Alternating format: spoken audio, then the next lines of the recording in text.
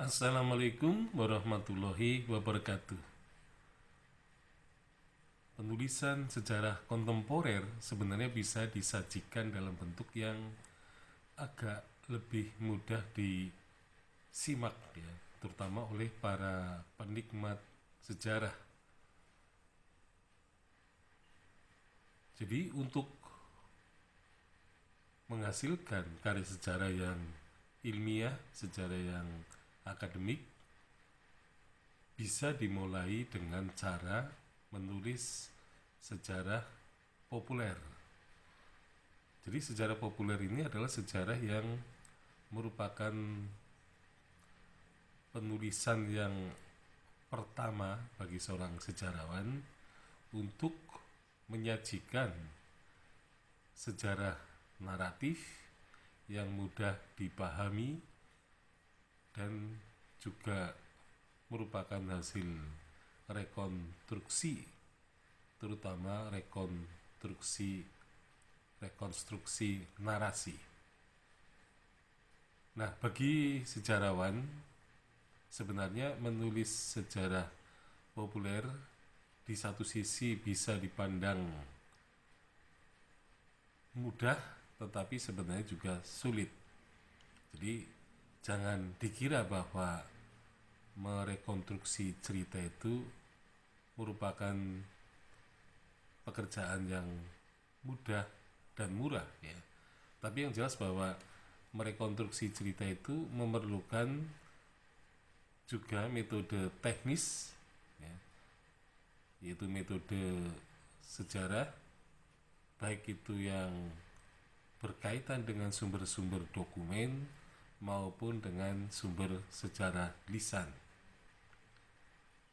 Nah, penulisan sejarah populer ini memang pernah dilakukan pada masa tahun 50-an, di mana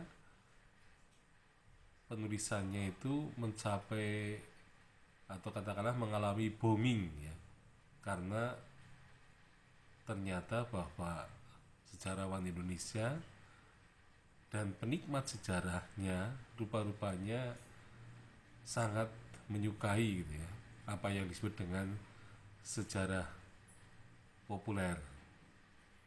Jadi sejarah populer itu kemudian lebih banyak menerbitkan gitu ya, buku-buku yang berkaitan dengan pahlawan, riwayat atau biografi pahlawan yang pada waktu itu memang bangsa Indonesia memerlukan pengetahuan tentang figur-figur itu. Nah, oleh karena itu ketika ditulis riwayat para pahlawan, ini menjadi suatu hal yang sangat diperlukan, terutama di dalam rangka atau tujuannya terutama untuk mengembangkan ya, rasa nasionalisme pada warga negara Indonesia.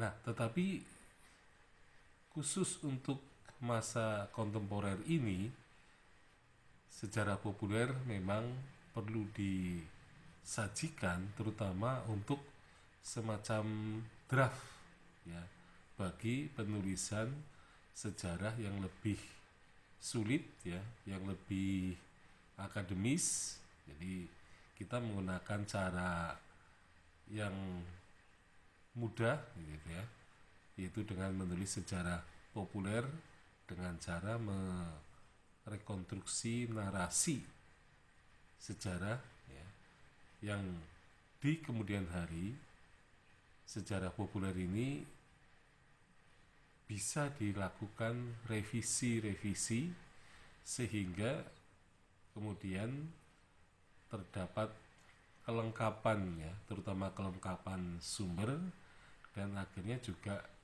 akan ditemukan fakta-fakta sejarah yang bisa dikembangkan terutama untuk penulisan sejarah Indonesia yang lebih ilmiah. Jadi paling tidak sejarah populer ini dipakai untuk kerja antara atau kerja sementara, ya, itu kerja yang perlu dilanjutkan lagi dan perlu juga adanya penitik beratan terutama terhadap sejarah Indonesia pada masa kini, yaitu pada masa kontemporer. Nah, tujuannya supaya sumber-sumber sejarah yang sedang berlangsung, ya, peristiwanya itu bisa tidak terbuang begitu saja, tetapi bisa dimanfaatkan dan kemudian di kemudian hari bisa dilakukan semacam kritik, ya, kritik ekstern dan intern, atau ada revisi-revisi yang perlu dilakukan agar sejarah Indonesia itu tidak mengalami kebuntuan karena hilangnya sumber-sumber, ya, sejarah, karena kurangnya kesigapan dan kurangnya aktivitas penelitian pada masa kini yang sebenarnya tidak bisa ditunda-tunda lagi.